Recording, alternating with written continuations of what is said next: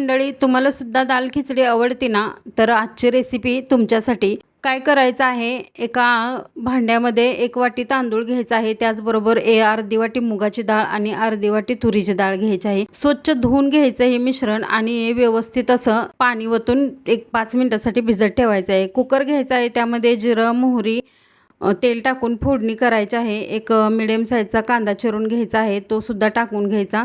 त्यानंतर लसूण आणि कढीपत्ता टाकायचा, छान असं मिक्स करायचं. त्यानंतर बारीक चिरून टोमॅटो घ्यायचं, पिकलेलं टोमॅटो ते सुद्धा टाकून घ्यायचं आहे. त्यानंतर काही जगभरातील मसाले घालायचे आहेत, जसं की गरम मसाला, हळद पावडर आणि धना पावडर आणि काश्मीरी पावडर आहे, ती 1 चमचा भरून टाकायची आहे. त्यानंतर कोथिंबीर टाकायची, छान असं मिक्स करून घ्यायचं आणि जे भिजवलेले डाळ तांदूळ आहे ते व्यवस्थित असं त्यात टाकून घ्यायचं आहे त्या मिश्रणामध्ये आणि 2 ते 2.5 ग्लास पाणी टाकायचं आहे आणि तुमच्या कुकरला जे शिट्ट्या कराव्या लागतात तेवढ्या करून घ्यायच्या आहे, 2 किंवा 3. छान अशी आपली खिचडी तयार झालेली आहे, पाहू शकताय तुम्ही. त्यावरती तूप घालायचं आहे किंवा बटरसुद्धा तुम्ही घालू शकता. अप्रतिम चवीची आपली खिचडी तयार झालेली आहे, नक्की करून पहा.